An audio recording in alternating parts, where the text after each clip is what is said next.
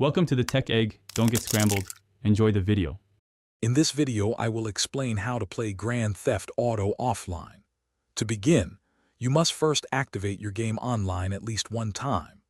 This crucial initial step links your game to your Rockstar Games social club account, authenticating your purchase.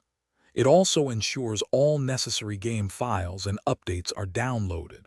Without this one-time online activation, you will not be able to launch the game in an offline state. Make sure your internet connection is stable for this first setup. Once your game is activated, preparing for offline play is straightforward. Open the Rockstar Games launcher and ensure you are connected to the internet. Before logging in, select the Remember Me option. This saves your credentials for future offline access. Then, launch Grand Theft Auto V at least one more time to confirm the launcher has successfully authenticated your game and saved your login information. This step is vital for seamless offline transitions. Sometimes, you might encounter issues when trying to play offline.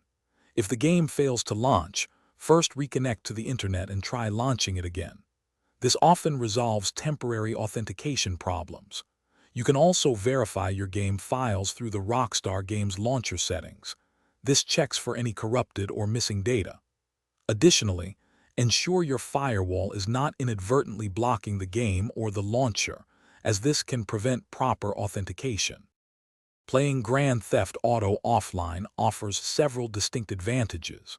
You can fully immerse yourself in the expansive single-player story mode, enjoying its rich narrative and hundreds of missions without needing an internet connection.